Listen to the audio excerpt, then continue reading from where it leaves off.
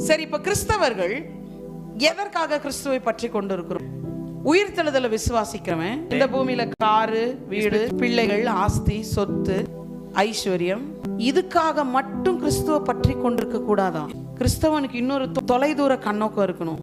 Always நம்ம prayer, always நம்மளுடைய seeking, தேடுறது, நம்ம அவரை பிரைஸ் பண்றது, அவரை துதிக்கிறது, அவருடைய சமூகத்துக்கு வருது, அவரை விசுவாசிக்கிறது எல்லாமே இம்மைக்காக மாத்திரம் இருக்க கூடாதான். பவுல் சொல்றாரு, இம்மைக்காக மாத்திரம் நாம் கிறிஸ்துவின் மீது நம்பிக்கை உள்ளவர்களா இருந்தால் ரொம்ப பரிதாபம்ன்றாரு. நான் சொல்றேன், கொஞ்சம் மரணத்துக்கு அப்புறம் ஒரு ரிசரக்ஷன் இருக்கு, அதாவது ஒரு நியூ லைஃப் பிகின் ஆகுது. அந்த லைஃப் காணதுக்காகவும் நீ கிறிஸ்துவை தேடு. மரித்ததுக்கு பிறகு நீங்க எப்படி இருக்க போறீங்கன்றதை இந்த பூமியில தான் டிசைட் பண்ணப்படும். என்ன மகிமை உடையவர்களா நீங்க உயிர் தெழ போறீங்க? சந்திரனுடைய மகிமையில உயிர் தெழுவீங்களா? சூரியனுடைய மகிமையில உயிர் தெழு. இந்த உயிர் தெழுதல் மேல கான்சென்ட்ரேஷன் இருந்ததுனாலதான் அவங்கவங்க உசுரை கொடுத்து சுவிசேஷத்துக்காக ஓடுனாங்க. யோவான், யாக்கோபு, பவுல், இவங்கெல்லாம் செத்து சுவிசேஷத்துக்காக ஓடினாங்க. காரணம் என்னன்னா, அவர்கள் இம்மையில மாத்திரம் தங்கள் கண்களை பதிக்கல, அவங்க அதை தாண்டி உயிர்த்தெழுதலில தங்கள் கண்ணை பதித்தார்கள். ரிசரக்ஷனுக்கு ஆஃப்டருக்கு ஒரு லைஃப் இருக்கு.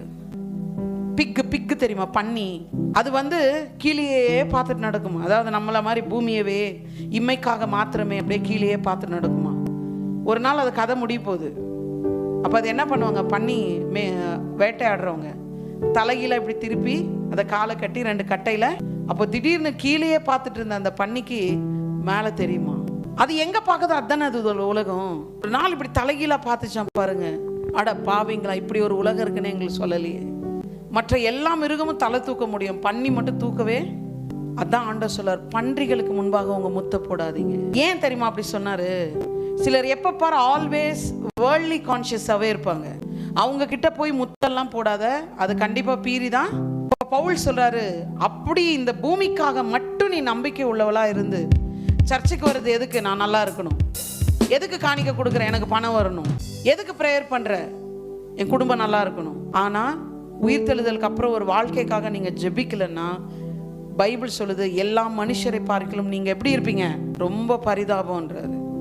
இந்த பூமியில நீங்க கண் விழிக்கும் போது, அம்மா கருவுல இருந்து வெளியே வந்து கண் விழிக்கும் போது, உங்களுக்கு அம்மா இருந்தாங்க, அப்பா இருந்தாங்க, சிப்ளிங்ஸ் இருந்திருப்பாங்க, கூட பிறந்தாங்க, தாத்தா பாட்டி எல்லாம் இருந்திருப்பாங்க. அப்படிதான் அங்க கண் விழிக்கும் போது இயேசு சொல்றார், உனக்காக 4 பேரை சேர்த்து வச்சுக்கோ.